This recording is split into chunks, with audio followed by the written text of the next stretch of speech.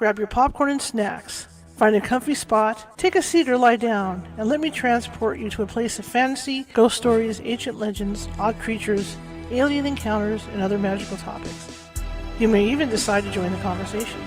From faraway lands to your own backyard, with a small dash of pixie dust, turn out the lights and open your minds. The journey is about to begin.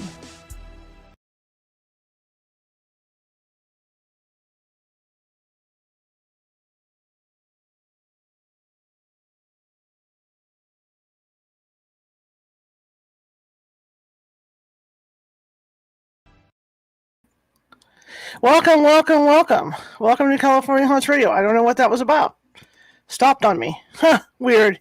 It's going to be a weird afternoon, I can tell. It's just going to be one of those days. Welcome. I hope everybody had a great Halloween. You know, I forgot to put my sign on, too. Look at that. I'm losing my mind. Oh, well, too late for that. We have a great guest. We're waiting for her to come on. Kristy Robinett tonight. We're going to be hopefully talking about nightmares once she gets on the air. Up there she is. And I want to thank everybody for coming. It's the first day of November. We've started the holiday seasons. Wow.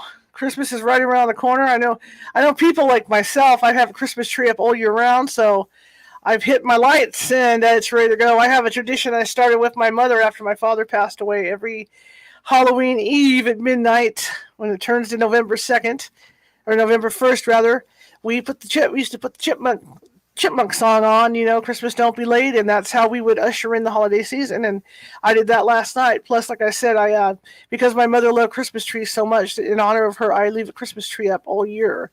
So when Christmas Don't Be Late, I played Christmas Don't Be Late, I hit the holiday lights on the tree for my mom.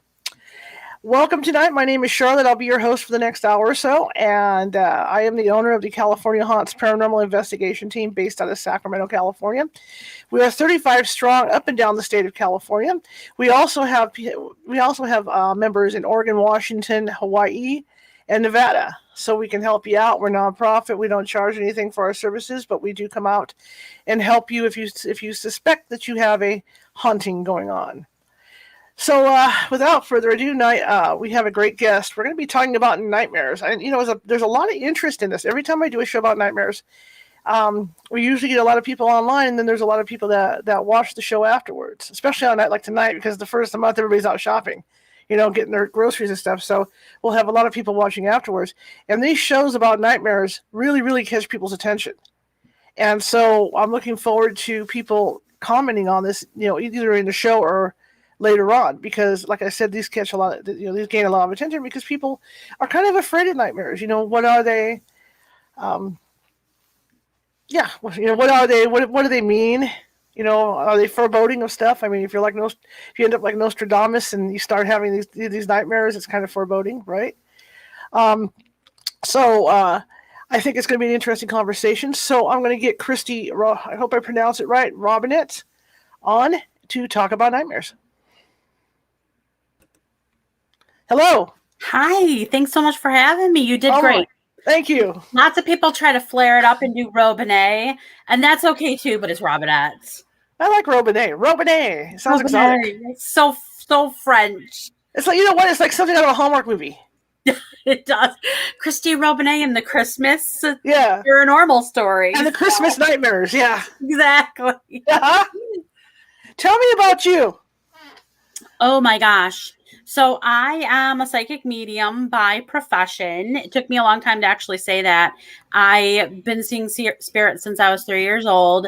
Grew up in an incredibly religious household, parochial household, that really honestly wasn't thrilled that I could see spirits, and they considered them imaginary friends. You know, a lot of us have similar themed stories. Yeah. You know, like that.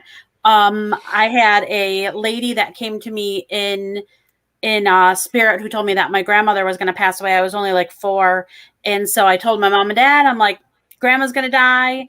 And so I got my first and only spanking, and then they marched me up to the local Lutheran school and registered me for class.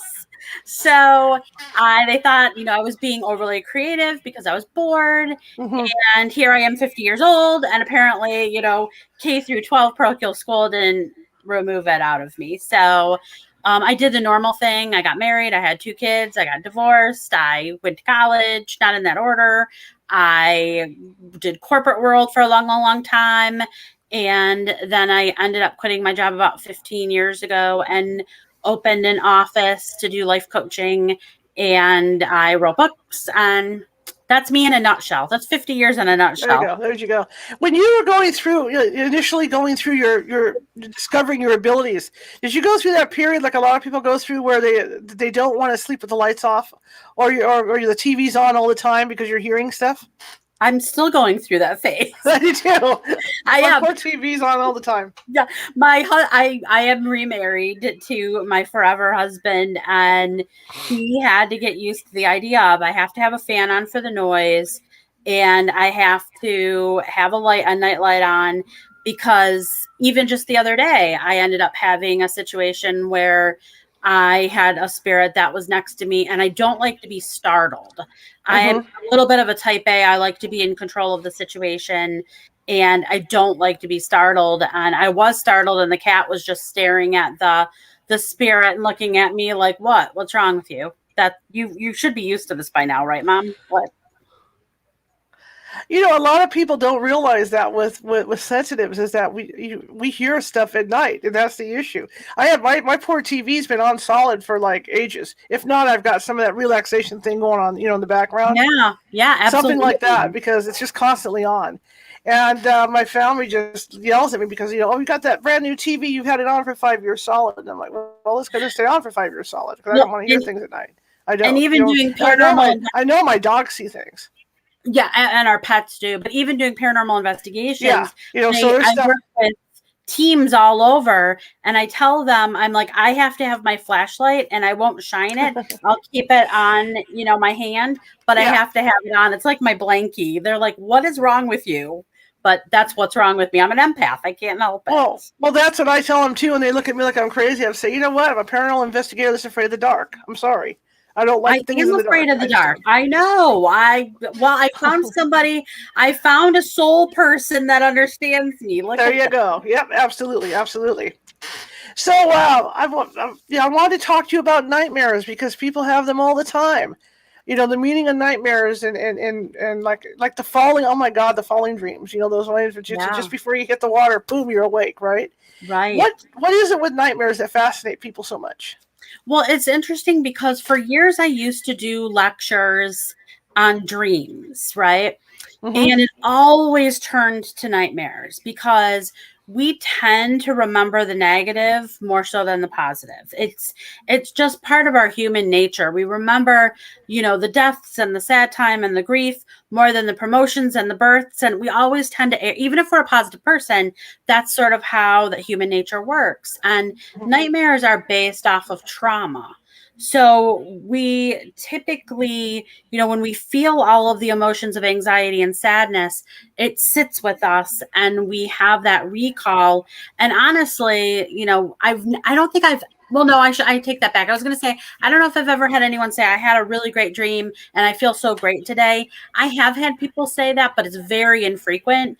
More times than not, they're like, I had this horrible dream and now I'm in a really bad mood. And there's so much symbolism that comes from our nightmares and our dreams too. But because we remember the nightmares, we honestly, every night we're getting a psychic gift. We are getting a free psychic reading every single night when we explore the dreams. We just have to make sure that we're sleeping. Okay, that makes sense because, I know after our loved ones pass, they'll try and communicate with us sometimes, via dreams.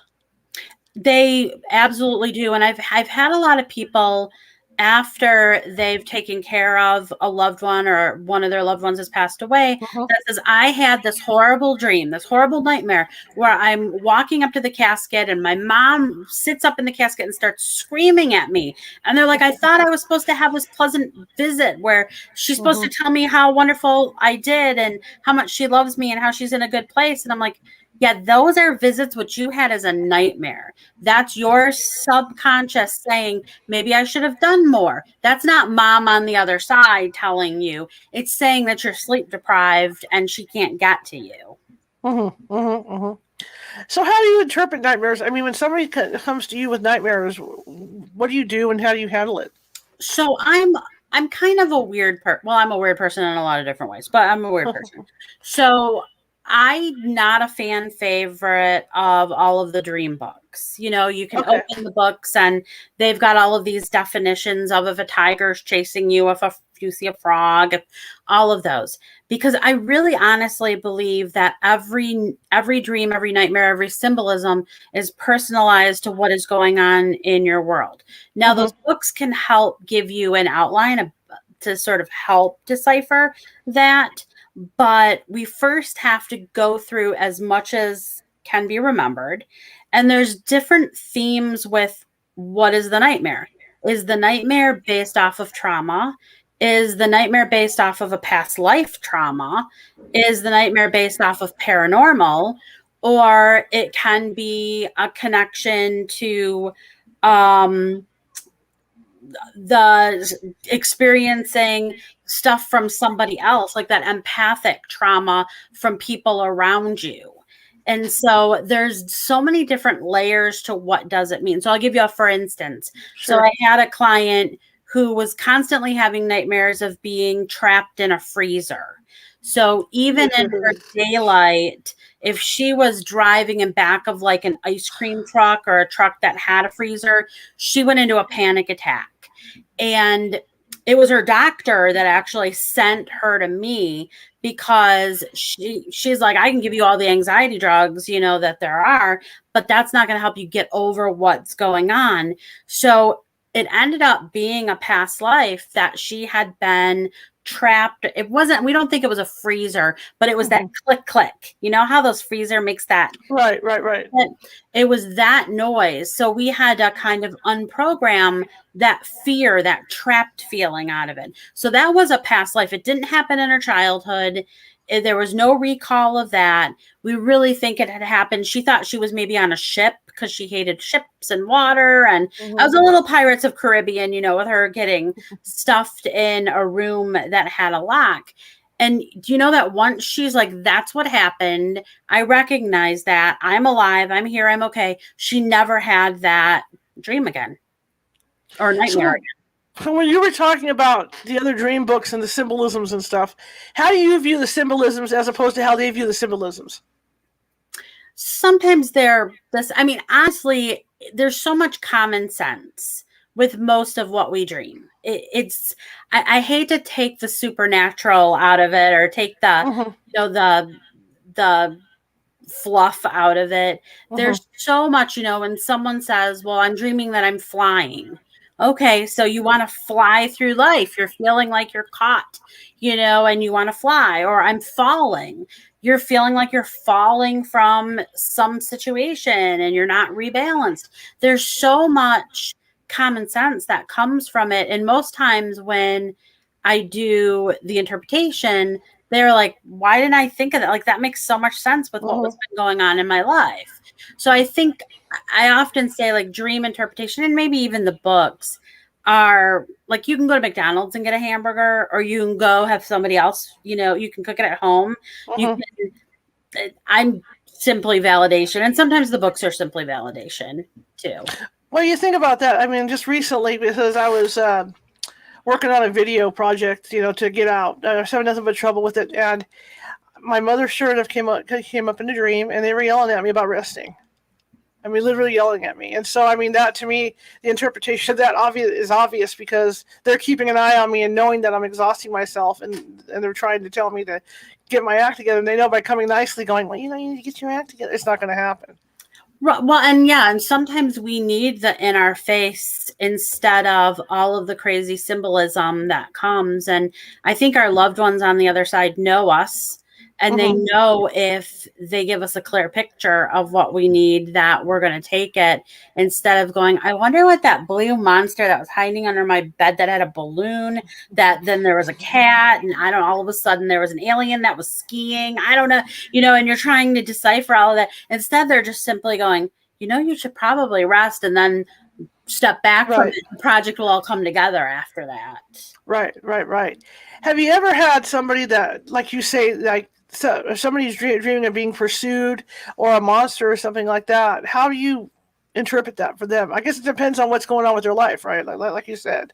It does. A lot of the monster dreams or the chasing dreams are honestly feeling like there's something that you need to escape from. Mm-hmm. And often those are from past situations, not necessarily even in the moment, but it's something that still hasn't healed in your life.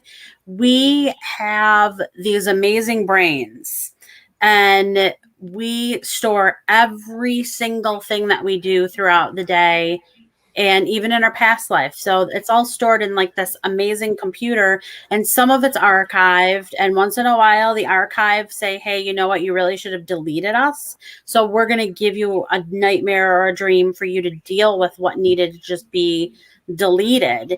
And so I mean, how many times has someone had a nightmare about a job that they had years and years and years ago? Uh-huh.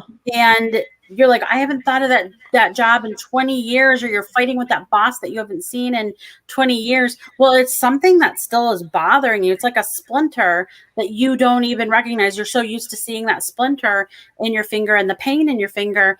But your spirit guides and your angels and everyone else is saying, if you just clear that out, it's going to make room for some new fun stuff, some good stuff. So they're always trying to help cleanse us. What brought you? I mean, like there's hundreds of maybe thousands, of dream interpretation books out there. How did you decide to approach it the way you did, the way you have, rather? I sound like I'm going to be. So, because I think that things get overanalyzed too much, honestly. So I really like, as much as I see spirits, I'm going to sound really strange here. As much as I see spirits, I actually like to debunk things. There's oftentimes, my minor's in physics. So my major's in English and psychology. So it's weird because I go the opposite ends of the spectrum all the time. Mm-hmm. But I believe that there's often a real reason with things, and it's not necessarily the Freudian explanation, which gets a little bit wonky, So I think it's the psychology classes that I had, and my background in corporate world was HR. So, it kind of blended psychology and business together and made me kind of hate people for a while too, but that's a whole other story. But I think that we sometimes are given so much new agey woo-woo that it turns people off. And yet there's a lot of people that are interested or having their own experiences or are curious, and they want a little bit more of a straight answer than the fuzzy, type of answer that sometimes is given. Well, in a way that help. I mean, that can be very helpful because I mean, I know a lot of, and I'm not cutting them down. I mean, I have dream people on here, and they're cool people. They're wonderful. Write down what your dream is, which is fine. Yeah. But it's write down your dream and look it up in a book. And so you're sitting there, and I think it's like paranormal investigating too. It's there's no true science to it. So you could have one book say one thing, another book says another thing. So then you're left confused as to what the possible meaning of this is. Your approach is a lot better. I've got friends that are dream interpreters that have best-selling dream books out that I often will say, absolutely buy that. But don't because a lot of times people will be like, that doesn't make sense. Or let's even talk about tarot cards. Sure. If someone pulls out a tarot card and then they read the book version of it, they may go, that makes absolutely no sense to what I need. So even with tarot, I always say there's an intuitive message with it, or maybe it doesn't make sense yet. So I think with dreams, there's so many different ways of interpreting it, and there's just not a one size fits all. And we all have our own unique stuff. So the top dreams, the flying or the being trapped or the being chased or the falling, those all have similar themes to them in their own unique self. But then you got to dig deeper into the layers of what's going on. Some dream analysts believe that every person in your dream is another part of you. And I believe that in some of the nightmares, but not all of the nightmares, because I also believe that we've got past life stuff and paranormal stuff, and we've got regression stuff. And so, yeah, I sound like I'm complicating something that I keep saying. No, not at all, really. I was thinking about people that have dreams of the future and don't realize they're having them too. The premonition and the precogs, those are things that if a plane is falling and you're like, I intuitively feel like this is going to happen, and this isn't something about my life, then I think that there is the variables that come with that too. Those that have premonitions have a really tough go, though, because they feel, a lot of empaths have the premonitions, and they feel as if they're supposed to change the timeline. And why are they given the vision of this if they can't call every airline and say, I dreamt of a plane crash? And it's a really hard thing for them. I always tell those that have, because it sounds like you've had have you had premonitions before then, Charlotte? No, I've had friends that have them. Yeah. So so the Titanic, there were so many people that dreamt that Titanic was going to sink, and they date stamped it and sent note cards out and said, don't go on this boat. And I think everyone probably went on the boat anyway, and then they were like, crap, I didn't prevent this from happening, or I didn't prevent my friend from getting, dying or what have you. Premonitions, I got questions on premonitions when I go to the other side myself, because I do believe that it's not supposed to be changed. Those that have the premonitions are supposed to help heal, not help prevent. Sure. Actually, I may have had one as a kid, because I remember it's a reoccurring thing too. I was always under my dining room table, and there were these windows that were high up around the house. And there was always a man there, and he was a dark man, shadow man, and he always had like a top hat on, and he was always walking around my house, and I could see him from underneath the table by these windows. 20 years, 30 years later, I come home from work one day, and there's windows at the top of the dining room. So, yeah. You got a glimpse into the future. Yeah. I just hope there's no dark man walking around my house. Yeah, I'm like, where'd the top hat man go? That is creepy. We don't want the top hat man coming. I don't like the top hat man. No. Have you ever had a reoccurring dream? That one was a reoccurring, right? Have you ever had another? I get them, yeah. I get them occasionally. So reoccurring, again, I'm going to go very simplistic on it, is that we're not learning the lesson, right? We're not analyzing it. So they're going to keep giving it to us over and over and over. But then there's also sometimes where we have a reoccurring dream, and it may have been a precog or a premonition. When I was little, I had a dream or a nightmare where I was in a car on an incline, and there was a cottage, and there was a lake in back of me. I'm from Michigan, so we have water everywhere. Lots of lakes. Lots of lakes. And I was in the car. My grandmother was always driving, but I was always in kind of a different position of the car, and my whole family was there.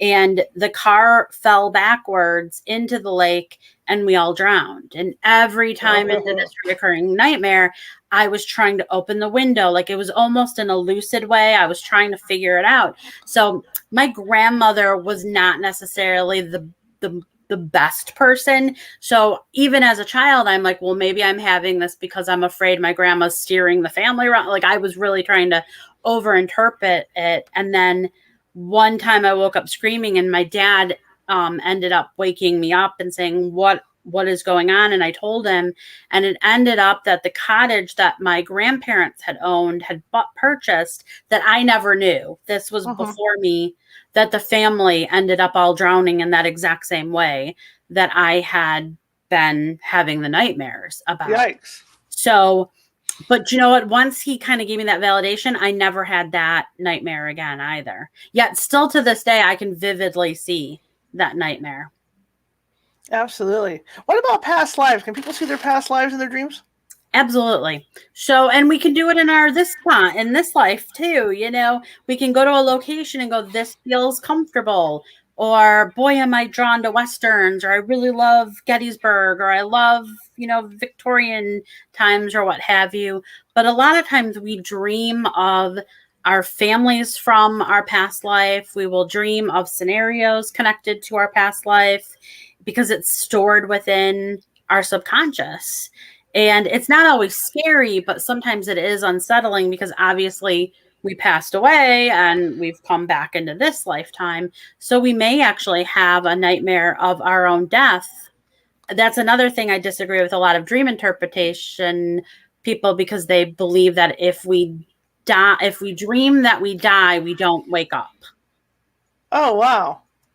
Never knew that. That's scary. I've dreamt I've died and I'm still here. I can still pinch me. So I've dreamt I've gotten shot and I've died. I've been stabbed and I've died. And when you dream, when you have the nightmare of dying and it's not connected to a past life, it is considered a rebirth, that you're going through a rebirth. I've had a past life dream. I don't want to get into it, what it was about, but I can tell you that when I dreamt it, I knew it was back in the 1800s because it wasn't even in color. Oh, interesting. It was like in that tanny kind of, that like old photos of that tan tint. That's what it looked like. That sepia, that tin. That sepia, yeah. Sepia, yeah. That's awesome. Isn't it interesting how, colors are so different for people? And my mom was blind. So they actually say blind people dream in color, even though they don't know what the colors are, but they actually do dream in color. And there's so many different theories with regards to that, because they're like, well, how do they know what blue is? And they intuitively in their dream, they know what blue is. So when they wake up, there's a lot of depression because they've witnessed color in their dreams. That is cool. Is it true? Well, I don't know true, but like the theory behind any kind of scar that you might have on your body or ache and pain can be related to a past life? I actually firmly believe that. I do. So, and I have kind of an interesting story, personal story.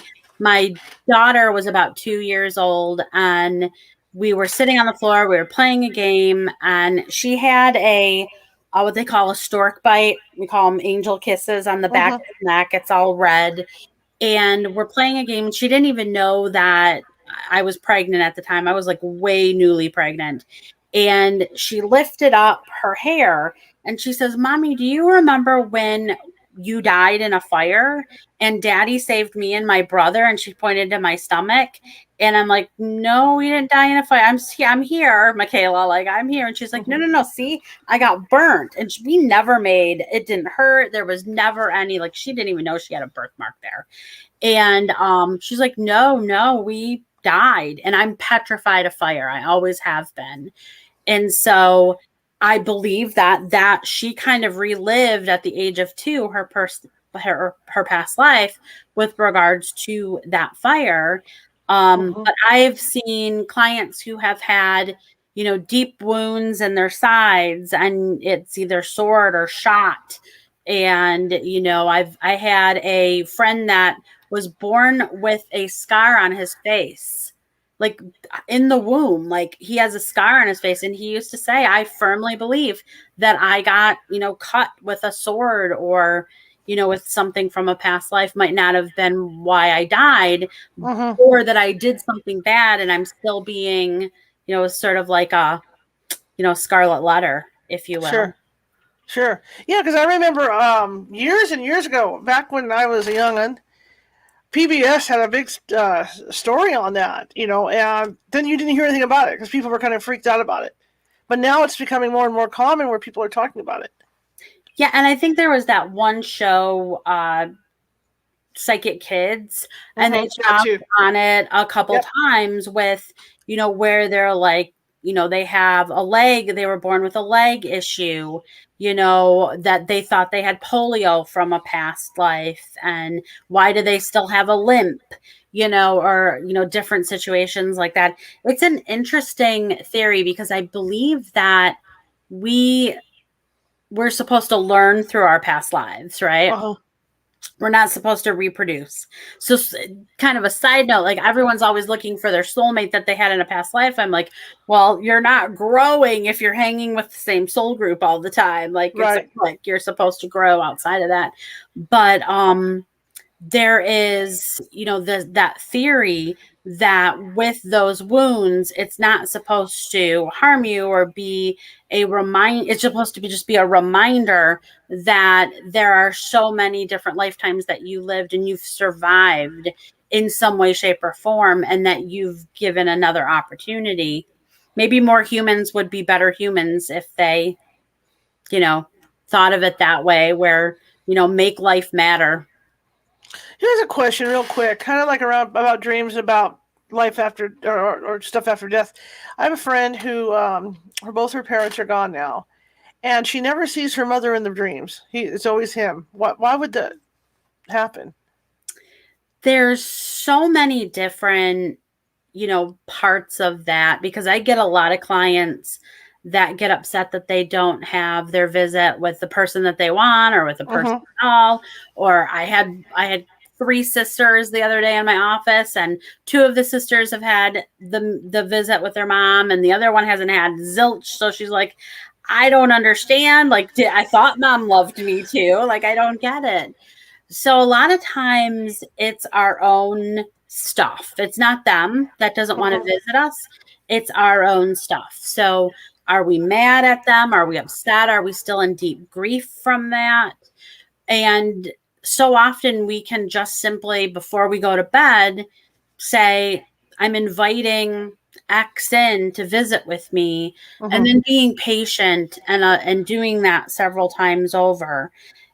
Oftentimes our visits are better when we don't have an alarm clock that we have set. They're better in a location that's not like our bed, like it's a hotel or a friend's house or even on the couch. And we're in that good alpha state where it's just like we're going to bed, not because we're exhausted or we have taken medication or we drink some wine or, took some other substance, because that actually buffers that. So they want to visit with us just as much as we want to visit with them.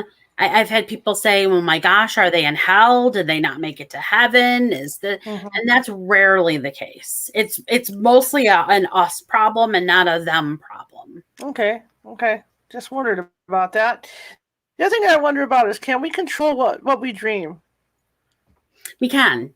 So, we have this amazing conditioning that we can create through lucid dreaming. And it was, discovered, if you will, by a psychiatrist in like the early 1900s. And we can constantly shift and change.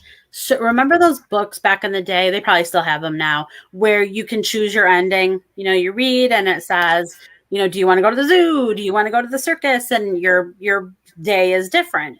We can do the same thing, but what we first have to do is we have to set an intention. So what do we want our dream to be?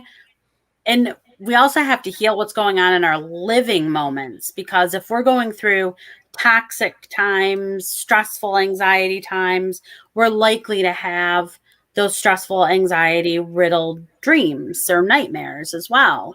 That gets a little bit complicated, because how many of us fall asleep to a television going, or to the radio going, or take Tylenol PM before we go to sleep or something like that. And that actually blocks your ability to lucid dream, because your brain's going, I hear Judge Judy on. I think that, that's Duran Duran on the radio. It's like thinking of all of this. And then you end up having, a crazy dream where you're at a Duran Duran concert with Judge Judy. And you're like, that was a weird dream. I wonder what that meant. It didn't mean anything. It meant that all this stuff was going on outside of your subconscious, and it was interfering with your ability to dream. But we can create moments with our loved ones on the other side. We can create healing with ourselves. We can, and even nightmares. It is a form of healing. It's not supposed to be punishing us. It's a form of therapy. Where do you think they come from? I mean, do you think that they come from the divine, or are they coming from some other area? I think it's a mixture of, again, it depends on what it is. If it's Duran Duran on the radio, it's coming from your radio. I do believe in a higher power. I believe in our guides and angels, and I believe that they often will also sort of send us note cards, if you will, through that means, because we don't pay attention. Most people don't pay attention throughout the daytime. We're so overloaded with so much. And now with all the electronics, you got someone with an iPad in one hand and an iPhone in another hand and a laptop in front of them, and, and all of this chaos of noise. So it is important to reground yourself. Some people don't like meditation. That's okay. But just taking a couple deep breaths, drinking some water, and not overloading yourself with too much content all the time. Now, listen to California Haunts, don't turn that off, but that's right. Keep me on. Yeah. Keep this on. But, it is really good to, even me in the shower, they used to be my meditation time, and now I'm listening to true crime podcasts. I need to stop doing that. Note to self. How does any of this fit in, if at all, with dream paralysis? So there's a couple of different conditioning with dream paralysis. One, it can be a sleep problem. It can be sleep apnea. It can be just exhaustion and stress. It can also be paranormal. I do firmly believe that there can be a paranormal situation. And it depends on where you're landing on your sleep. So if you are stressed, you're not going through the cycles of sleep like you should. So it's sort of like your car's transmission. It's skipping. It's going to skip. And you're not going to be able to get to where you need to. So that's when you might be taking a substance to sleep, or even some medications like statins or anti-anxiety, and even some acid reflux drugs.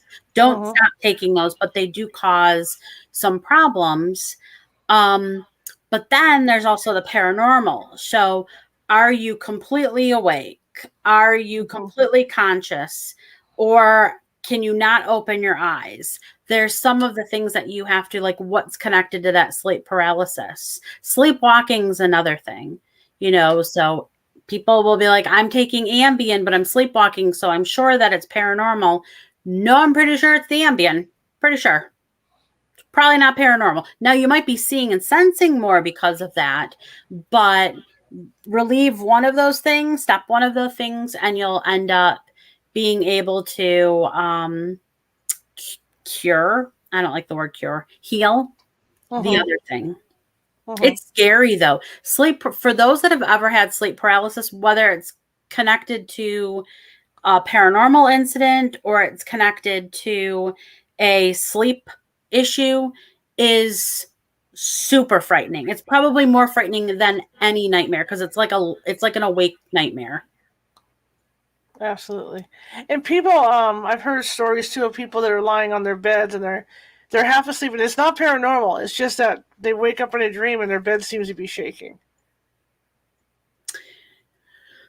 So this, I almost feel like when we sleep, our soul goes to a pod that heals us. So our soul kind of comes back into our body, and we are made up of a vibration. And so I think that's that vibration that we're feeling, is that reconnection that's happening. So I have had people say, we had to have had an earthquake. Like, we had to. I'm like, we're in Michigan. We did not. We just didn't. Right. Very rare that Michigan has an earthquake. So it's typically just the vibrational energy that's happening. Okay. Awesome. I remember when I started to have these weird dreams, I started to read books beforehand, and then I realized that, like you say, It's whatever you're looking at before you fall asleep, because I would be able to control the dreams by whatever I was reading. Yeah, and even with that, I don't know how many times people have dreamt something and woken up and said, "Oh my gosh, that was like the most amazing movie idea or book idea that I've ever had." And then they're like, "But now I don't remember what it was. But I know that it was like Stephen King best-selling worthy." And so it's not that you you should take some at least 5 to 10 minutes before you close your eyes to take some deep breaths in and out. But most people who have had the ideas for books and songs and music and all of that, a lot of it has come from their dreams or their nightmares, and they do keep a notepad next to them and they write down, like within the first 10 seconds of waking up, you need to write down at least an outline of what it was. Or else, once you put your feet on the ground, your brain says, "I'm erasing it" or "I'm archiving it." Here's a question. Well, kind of a question. This person says he's waking up and can't move. He has wild, vivid, futuristic dreams with great colors, louder than normal. Is that something that happens with these dreams? Not often with sleep paralysis. So he may end up he might be having some premonitions of the future.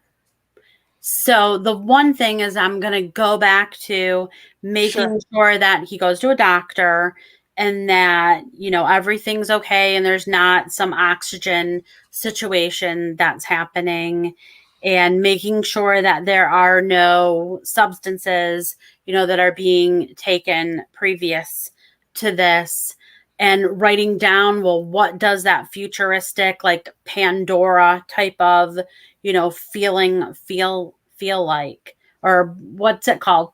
What's the Disney movie? Do you remember that? Disney's got it. There's a ride with it.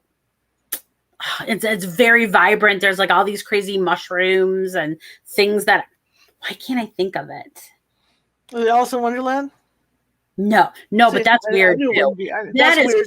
Freaky. I'd like to know what he was on when he wrote it. I hate to say it, but yeah. That and Willy Wonka freaks me out. That and Wizard of Oz, honestly. Well, you know what? The chocolate room. How can you be freaked out by the chocolate room? Come on. There's a lot of freakiness in that. There just is. There is, but still, I mean, that's my whole dream, is to walk down to a room where I can eat the trees and stuff. I'm good.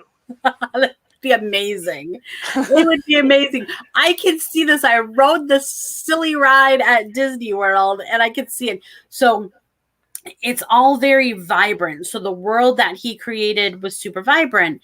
And I can't remember who the guy is that created this world, but I believe I saw a documentary on it, and he actually said that he had dreamt of this world and then he went and created it. Now, it's not Star Wars, but it starts with an A, I think. I don't know. An A or a P. I don't know. Well, that's cool.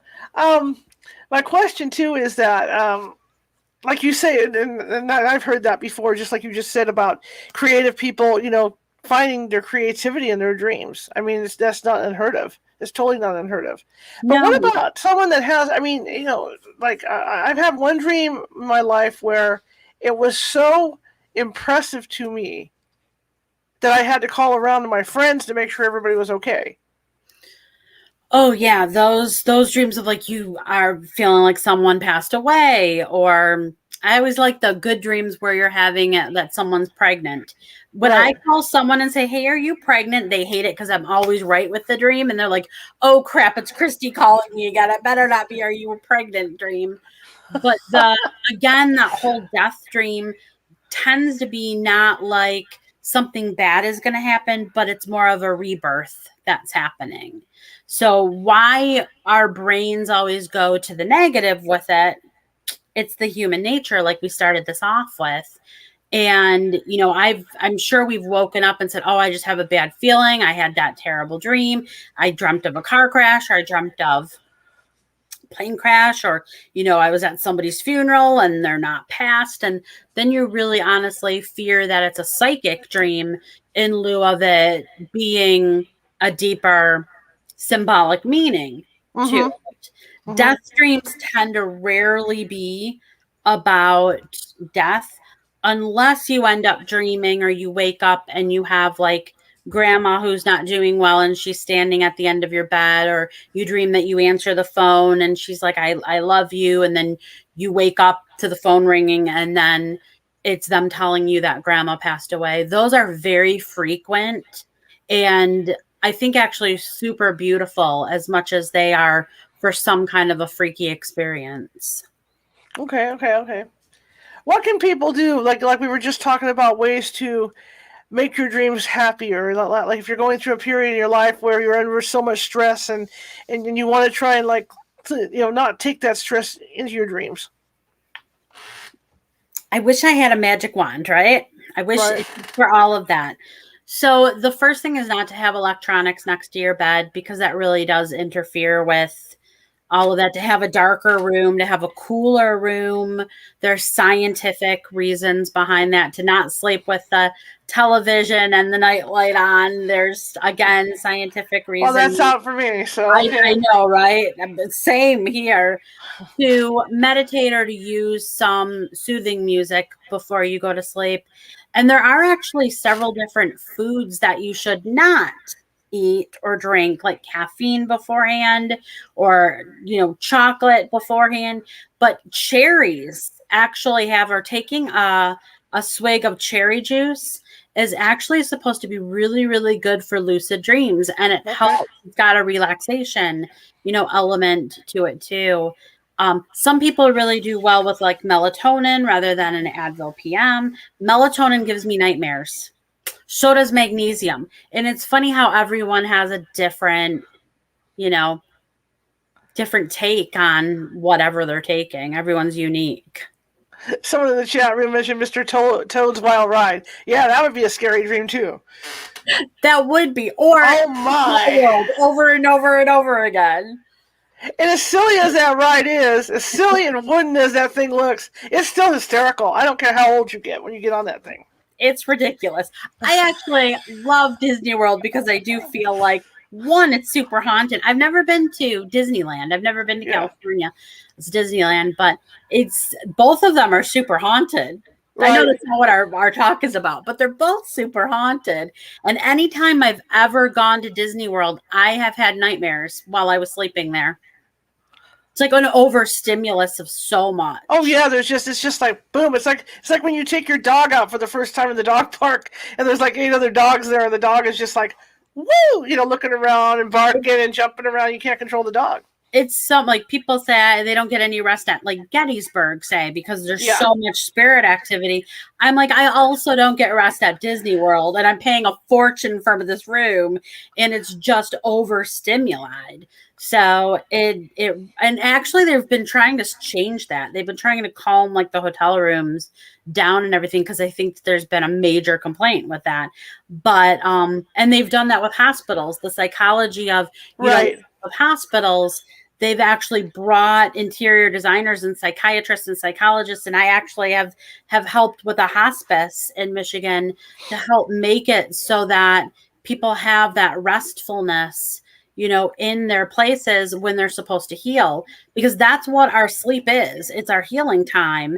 And if we're riddled with nightmares, then we're not, and we're letting it go and we're not doing anything about it, that we're going to continue to not sleep. Yeah, but if anybody stayed in the hospital or had time in the hospital, you don't sleep anyway. You no sooner fall asleep with somebody picking at you.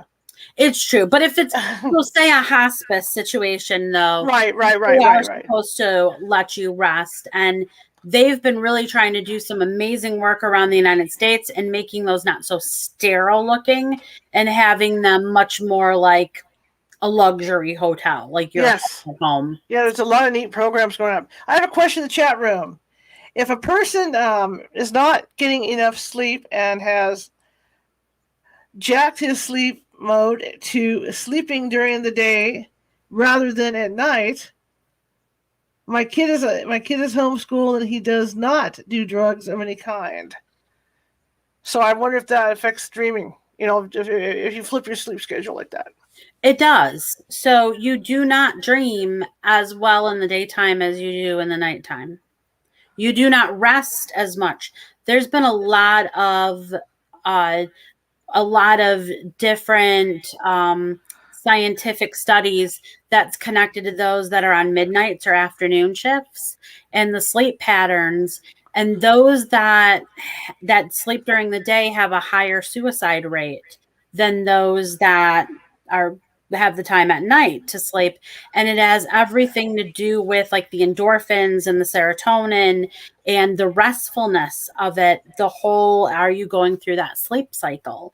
So if someone is not getting good sleep, or if they're on an afternoon or a midnight shift, my suggestion is to take 10 to 15 minutes a day of just closing your eyes and doing some deep breathing. You don't have to do the whole yoga thing. And there's a cheat, actually. So if you can take your thumb and your pointer finger and your middle finger and hold those together, and it doesn't have to be real tight, but tight enough, and then you take a deep breath in and out,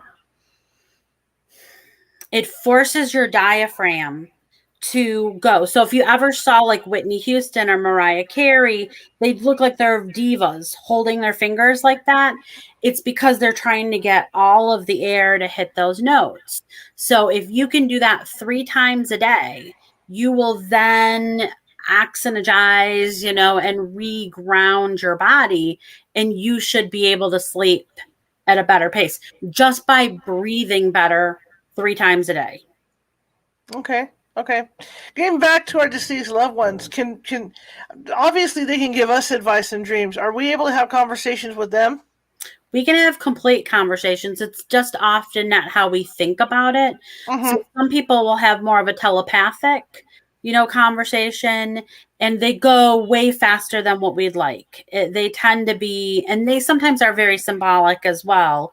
So we won't necessarily have a 5-hour conversation, but it could be in passing. And a lot of people, it's like they're alive and the conversation is like, I thought you were dead. And they're like, I'm not dead. And you're like, yes, you are dead. And they're like, no, I'm not. And then you wake up and you're like, I wasted the whole time arguing with them that they were dead. And because they aren't dead, they're in an afterlife. And that's how they can kind of meet you in the middle. Okay, very interesting. What's your advice for someone that keeps having continual nightmares? To outline what those nightmares are, look at the themes with what they are, and tackle the stress and the trauma of the conscious moments. And the more that you can work on that, it could even be that you're going to therapy, or you're going to, a life coach or a minister, or talking to a friend, but you're internalizing too much stuff. So it needs to be riddled out, or journaled. You can journal on it too if you don't like to communicate with other people. So what steps do you, when somebody comes to you, they're having sleep problems and nightmares and stuff, what steps do you take to work with them to get them? Because a lot of people, like you say, aren't really open. A lot of people don't want to talk about this stuff. So how do you get that out of them to figure out what the heck's going on? Well, if they're coming to me, they want to talk about it. So there's that. So that's good. But the first thing is I have them, tell me what their dream or their nightmare is. And then we kind of evaluate the depth of each, piece of it. So I'll give you a for instance. So I had a client who continued to have this dream that she was being chased by this man. And this man, every time she would hit the wall, there was nowhere for her to go. And he would stab her in the back and she would die. And I'm like, okay, so what your fear is being backstabbed by people, by being betrayed. And there's nowhere where you can go. So what I want you to do is next time you have this dream, I want you to turn around and face him, because you're avoiding, right? It's kind of like that passive aggressiveness. And she's like, okay, I can do that. So next time she had the dream, she turned around and she screamed at him. And she goes, do you know what happened next? I'm like, what? And she goes, he stabbed me in the front. And I go, okay, but you still faced him. And she never had that dream again. She never had that nightmare again after that. And so she went into her life, in her real life, going, okay, I need to stop running away from things that I need to face. Okay. And so she learned from that, and she really grew in her living moments to stop being so passive and avoiding things instead of facing the problem straight in the end. And it might hurt you, right? You don't always like what you hear back, but it still is sometimes better than just putting the earmuffs on and going la la la la, and it doesn't exist, and then you're having nightmares about it, because it does exist. Can you share with me one of the worst dreams you've ever heard? You know, that somebody related to you. Oh my gosh. I have heard the craziest from, like, so crazy. And I think that they all have their own unique footprint with why it was so bad. To get too descriptive, a lot of people will have a nightmare of things that had happened to them as a child that they suppressed. And I think that that's what really, it hurts my heart to know that they had lived that whole time with feeling like, they weren't allowed to talk about it, and they suppressed it, and they never healed from it. That's when I get them help from a licensed psychiatrist or psychologist. And, I would never say this is what it means, because I don't want to ever, put any ideas into their brain with that either. But those are probably the worst when, and oftentimes their nightmares are more connected to their children and something terrible happening to their child, but it's not about their child. It's about what had happened to them as a child. I know I'm being a little bit vague, but it gets very, I think everyone kind of gets the gist with what I'm talking about. Absolutely. Absolutely. So what's next for you now? I have a book that's coming out in February that is on empaths, and it is making sensitivity your strength. And I'm really excited about it. We actually talk about dreams in it, because that influences a lot of empaths. And I have this big poster in my office that says, I'm pretty cool, but I cry a lot. And it pretty much sums up my whole life, my whole world. And I think a lot of empaths are like that too. Like, there's no crying in baseball. There's no crying in corporate world. There's no crying. Well, there is, because we feel everybody else's stuff. So it's more of, helping those that thought they were outcasts because they were psychic, or they were feeling things, or they were having different paranormal experiences, or what have you, to know that they're not alone. Cool. One more question in the chat room. See, I told you they get busy. She says her other child only had one bad dream, like the one you spoke of. So this day, she states, I'm blind here. So this day she states, I am too, out loud that she never dreams, and is envious of her brother who does dream. So what happens when you don't dream? What does that mean? When you don't dream, it tends to be that you're snoring. You cannot dream when you're snoring. And so it's going to get a sleep study done. Okay. You're not getting enough oxygen to your brain in order for you to go through that sleep cycle, because it is healthy for us to dream. We should have probably about 6 to 8 dreams a night. 6 to 8 of them a night. Now, we're probably going to only remember 1 or 2 if we're going through our proper sleep cycles. And if you're having 0, then there's likely a sleep disorder. Okay. Here's a question now. That just, whoa. I'm like, ow. Are you okay? Yeah. It's reverberating in my ears. I keep forgetting it's there. If you have a dream, you wake up, you go back to sleep, and the dream continues. Yeah, that is crazy. I always think that's crazy cool, except if it's an exhausting dream. Like, I get up, I go to the bathroom, I come back, and I'm still working the same dream that I didn't want to be working in again. And that, again, is that your guides and the divine is telling you that you need to work on this. So they're just really pushing it, to work on it. All right. Thank you so much. This hour blew by. I'm going to try, if it's okay with you, when your book comes out, I would love to have you on again. I'd love that. Thank you so much. I appreciate it. I'm squinting too because it's like 10:30 my time. My contacts are There you like, go. you're not up this late normally. So There you go. But yeah, I would love to have you back on when your book comes out and talk more, because I've learned so much from you, and I like your approach to it all. It's great. Thank you. And it's just really refreshing to hear. Thank you. I appreciate it. Have a great November. You do too. I'll see you in February then. All righty. Take care. Bye-bye. Thank you so much. I appreciate it. Bye-bye. Okay, guys, another thing to remember with all this is that never eat crackers before you go on the air, because you end up like thirsty during the show. And I did that. I ate crackers before I came on. Huge mistake. Anyway, thank you guys for coming. If you like the show, let me switch my little screen here.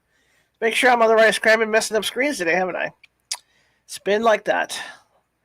It's happened sometimes, you know. If you like the show, share it with 5 people. If you didn't like the show, share it with 5 of your enemies. We're equal opportunity here. If you can see, there's a ticker running down along the bottom. This show is financed completely through my pocket, and it starts to get pricey after a while. So if you could find it in your heart to donate at PayPal, see what I mean? PayPal.me/CaliforniaHaunts. That would be great. Any little bit helps out with that. I'd really appreciate it. Our YouTube channel. If you try to find us on YouTube, you will not do it. You can Google us all you want. You're not going to find us. We are at 96 subscribers right now. We're getting closer to our goal. We need a little over 100 subscribers so we can get that dedicated URL. Otherwise, you can find us at www.californiahauntsradio.com. Click on the video on the front, and that'll take you over to our YouTube site where all our archives are. From there, you can subscribe. We need subscribers, and I'm asking you to subscribe, because if we get enough subscribers, I'm going to be able to put a dedicated URL over there. But I want to thank you guys for coming, and I will see you tomorrow. Tomorrow, Sandra Cruz is going to be on. We're going to be talking about Reiki and how she's turned into a Reiki master, and how Reiki can help you personally. So we're going to be talking to her again. And one quick reminder is we're going to be on Monday, Tuesday, Wednesday, and Thursday this week, and it's starting for the whole month like that. So please stick with us, and we're going to have some real interesting guests lined up for this week. And next week and the whole month, I've been working really hard at getting us some guests. But I want to thank you guys for coming, and I appreciate it. And I will see you all tomorrow at 6:30 p.m. Pacific.